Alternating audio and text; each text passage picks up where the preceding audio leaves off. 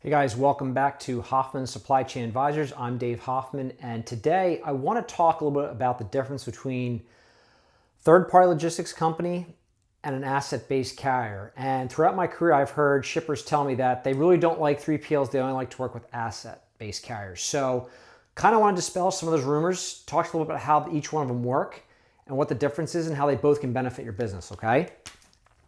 So let's dive into it, right? 3PL. So most 3PLs, they have no assets.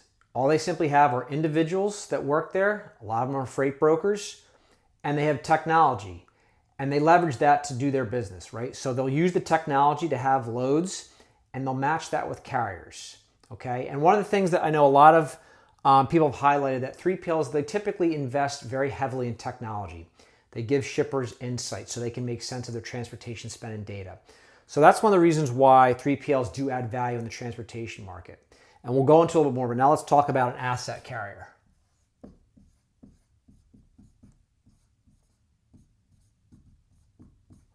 All right, real simple, they have assets.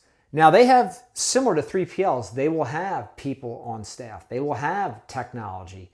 But some of the arguments and some of the, false rumors, if you will, that they don't have the technology that 3PLs do. And for some small carriers, owner-operators, that is true. But the big companies like, I would argue, J.B. Hunt, Schneider, they do invest very heavily in technology. And they have those insights as well. So the other thing I want to kind of share with you guys is when the market turns, and I'm talking strictly about the truckload market, okay, as we start to see demand increase, right? Let's say you have contracts with your asset carriers and they can say, hey, we can handle 10 shipments, okay, per week. All right. So what happens as demand goes up and you have more than 10 shipments a week? Let's say your customers are buying more from you and now you're at 17 shipments a week. This asset carrier doesn't have enough drivers, doesn't have enough trucks to support your extra 7 shipments. So what do? Okay, they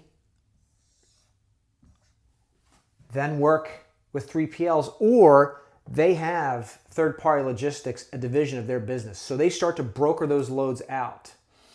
And again, so you're saying you only want assets, but at some point they have no choice but to look at that model and use that to source capacity.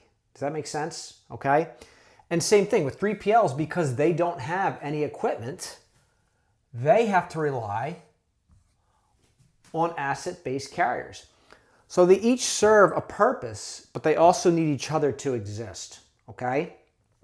So just keep that in mind when you're going through an RFP or business is increasing and you're saying, hey, I don't want to go to 3PLs. At some point, you're going to have to, especially if you get big enough, right? Where you just have to have that additional capacity. And that's really where they help and serve a purpose. Okay? So now, let's take it a step further, okay? And let's just say you work with all brokers like we had talked about. So you are in the 3PL model. All your providers are 3PLs, right?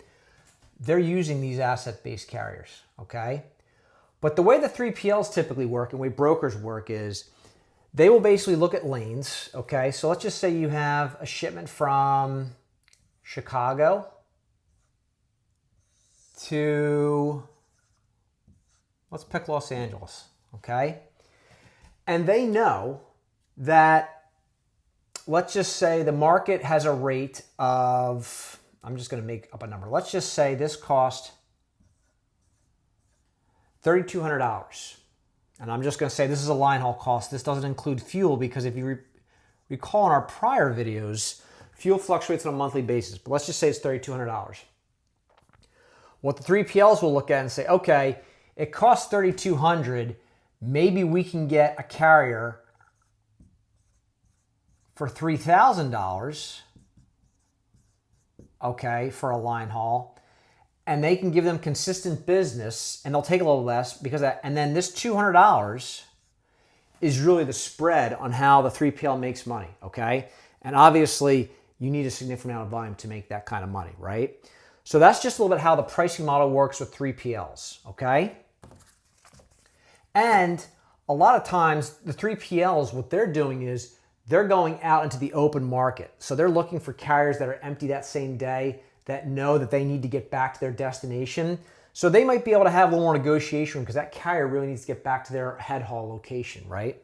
So a little insight on how that works with the pricing of the 3PL. Now, asset-based carriers, what they kind of play in, they play more the contract world. And typically contract is more expensive than the spot market. So you have, let's just say your contract rates are here. Let's just say on a certain lane it's $3.12. You can assume if you're going to buy maybe spot, and again, this is all things being equal where the market's not in total disarray. Maybe on the spot, this same lane is about $2.80, okay? But your strategy is you want to work with asset carriers. You have consistent volume, heavy density volume lanes, okay? And you're willing to pay this for the service. Now, you could go down here and pay less, but how consistent are you, right? This carrier's just looking for a load to get back home today. Are they going to be available tomorrow?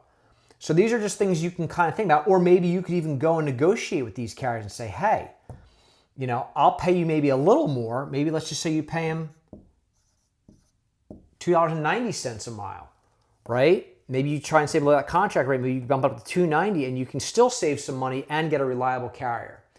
So again, these are just some of the strategies that I've used on my time on the transportation side and the shipper side. But just keep in the back of your mind, right? Don't assume that a 3PL is bad.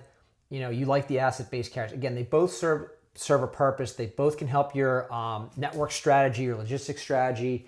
And if you have any questions, feel free to reach out. Don't forget to subscribe and like the video. Thanks for watching, guys.